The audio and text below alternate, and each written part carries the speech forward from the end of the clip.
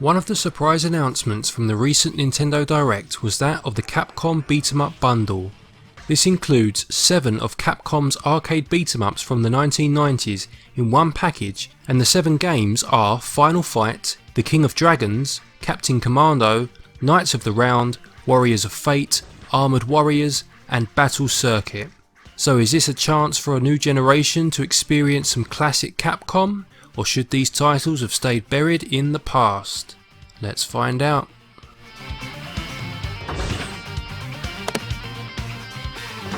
The graphics for each of the 7 games are sprite based, as you would probably expect given the era that they are from. Each game makes good use of colour, and although all of the games obviously fall under the same genre, there is a decent amount of variety in terms of the setting for each game, allowing for some very fetching backgrounds. From the gritty suburban streets of the 90s in Final Fight, to the quaint hilltops of medieval England in Knights of the Round, the backgrounds really add charm and character to each game. There are some impressive parallax scrolling effects on show and a good level of detail within the backgrounds, really helping to bring each game to life. In much the same fashion, the character sprites are also larger than life. The game employs huge chunky sprites that fill the screen and look fantastic. These large sprites are more apparent than ever during the boss fights in each of the games, which are as brazen and over the top as you could imagine. My personal favourite being the one against the Elvis impersonator in the delightfully absurd Battle Circuit. I'm happy to report that there is no slowdown in the games, even when the action gets really hectic and there are a lot of characters on screen, like here in Warriors of Fate. As part of the package, there is also a gallery that includes concept art, pictures from the instruction cards, and even art from fan conventions for each of the 7 games, and this is a lovely inclusion for those that want to see how these games developed into their final forms.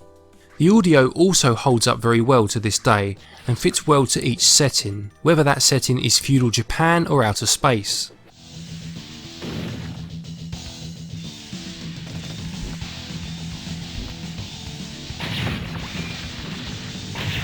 There is also limited digitised speech used in most games, and this is clear enough to understand and adds to the atmosphere. Graphics score 18 out of 20 and audio gets 17 out of 20. The gameplay is absolutely classic. Each of the 7 titles take place on a 3D plane and they are all fairly short in length, which was pretty much standard for the genre. They feature short but intense levels stacked full of enemies and culminate in an end of stage boss fight as already mentioned. As you fight, you will find various objects which will either refill your health, add to your score, or reward you with a weapon to use. Although the games all follow the well-beaten path for the genre, it's amazing just how much variety there is across them too. Whether it's the clever levelling up system in games such as Knights of the Round and King of Dragons, to the crazy mech fighting of Armored Warriors, or the upgrade system of Battle Circuit, you won't be suffering from beat-em-up fatigue anytime soon with this collection, as there are enough new ideas between each title to keep things feeling nice and fresh.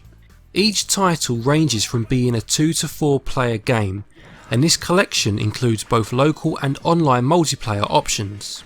Whilst the local multiplayer was flawless, my experience with online was not as positive. Although it was easy enough to join a game, the game itself was laggy, almost to the point of being unplayable at times. In the interests of fairness, I do want to point out that it was not always as bad as the footage you are seeing.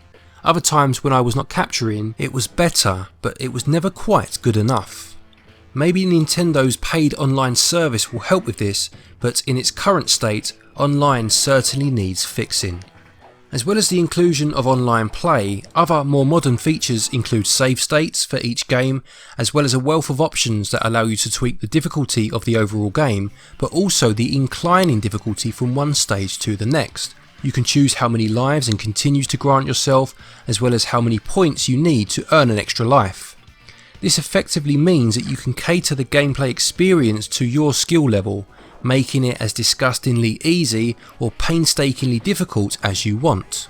Whilst everybody will obviously have their preferences with regards to the 7 games, I honestly didn't feel that there was a bad game in the bunch. Personally, I preferred the more pure and simple gameplay of the classic Final Fight to the faster, more frantic Armoured Warriors, for example, but I thoroughly enjoyed them all. The gameplay is timeless, and all 7 games hold up very well to this day. There are age-old problems with beat-em-ups, such as getting trapped between enemies, which can see you lose lives like they're going out of fashion, but learning to deal with these problems is all part of the experience. The only other negative is the online mode, which certainly does need some attention. Gameplay gets 17 out of 20. Each of the games included in this collection use a very similar control scheme. The B button jumps and Y is your attack button. Pressing both buttons together will produce a special attack that is very powerful but will cost you a little bit of your health. In those games that include a run mechanic, this is activated by double tapping the D-pad in the direction that you want to go. The controls will feel instantly familiar to anyone who has played a beat 'em up before and very easy to learn to those that haven't, and controls receive 17 out of 20. The Capcom beat 'em up bundle costs £15.99 or $19.99, which effectively works out to be £2.28 or $2.86 per game. When you consider that the Hamster or the Johnny Turbo arcade games currently available on the Switch sell for around £6 or $8 each, plus the amount of money that you would have had to have pumped into an arcade machine back in the day to complete one of these bad boys, then the asking price looks pretty fair. Then when you factor in that all 7 are playable in multiplayer, some with up to 4 players, plus they have mod cons such as online multiplayer and save states, and this is an absolute steal. Had the online worked well, then this would have got full marks here, but as it is, it receives 19 out of 20 for value.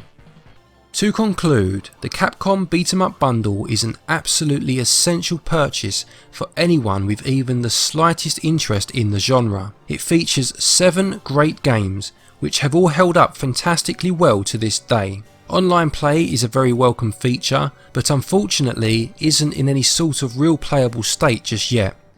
The inclusion of other quality of life features that have become commonplace in arcade releases these days is also very welcome.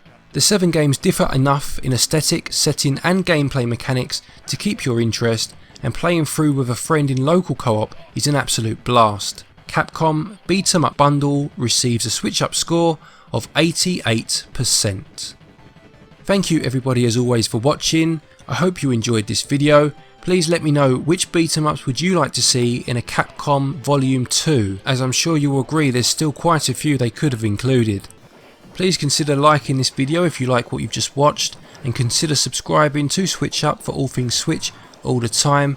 If you are subscribed, maybe hit that notification button to keep up to date with our latest content, and as always, happy gaming.